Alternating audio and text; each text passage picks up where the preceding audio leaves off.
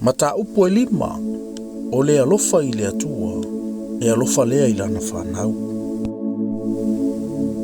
O ilato uma o e talitonu o Yesu o le ke riso lava lea, ua whanau mai i lanto uma i le atua.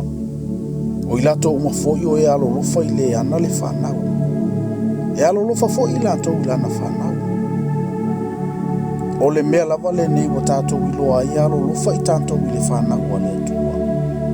E a tātou alolofa i le atua, ma tausi ana polo ina. A wao le nei lava le alofa i le atua, i a tātou tausi ana polo ina. E le mafafoi ana polo ina. A wao i lato uma o e whanau mai i le atua. E manu malo i lato i le lalolangi. O le nei fo i le manu malo. E manu malo ai i le lalolangi. O lo tātou whatuatua lava. O aise na te manu malo i le lalolangi. Pe a whai e le o le tritonu. O Yesu o le alo lava ia o le atua. O ia lava le nei. O le na maliu mai ma le vai ato ma le toto. O Yesu ke riso lava. E le tuli i le vai. A o le vai ato ma le toto.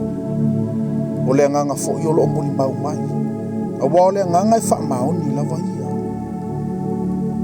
A wa e to atolu o e moli mau i le langi. O le tamā. Ma le lokou.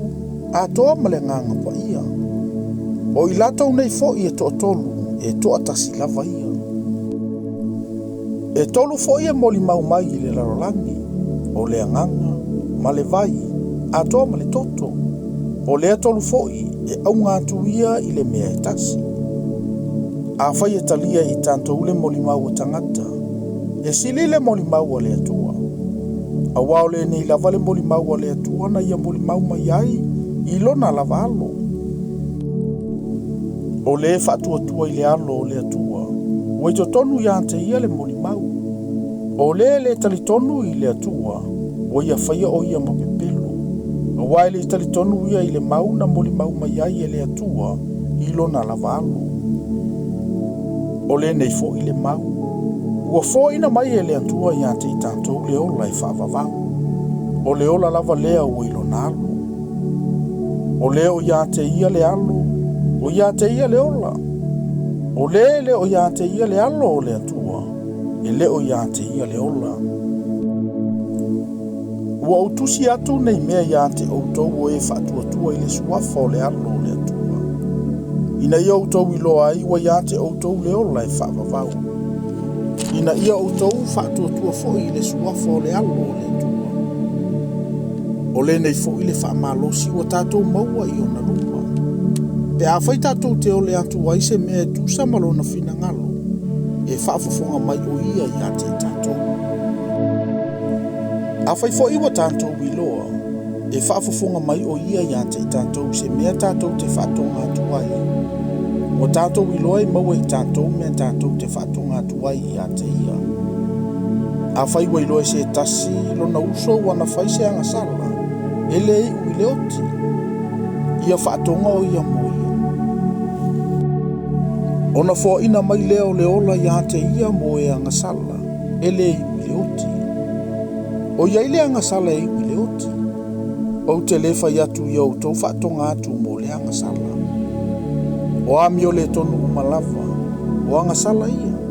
O iai fo ile anga sala i le i le oti. O tātou i loa i le anga sala se tasi o e ua whanau mai i le atu. A o le ua whanau mai i le atu. E tausi o ia ia, e le tango fo ilo o le anga ia te ia. Ua tātou i loa e mai le atua lava i tātou, a o le lalulangi uma o lo ono foto i lalo i lo o le anga. Ua tātou i loa fo i ua maliu mai le alo o le atua. Ua ia fo ina mai fo i le mafaufau ia te i tātou. Ina ia tātou i loa ai lo o moni. O iai fo i tātou i lo o moni, o i lo na alo Yesu ke riso. O le nei lava le atua moni, ma le so i fua e whaavavau. Le whanau e, ia leo leo outou i ante outou, ia tau ma mau i tupua. Amen nei.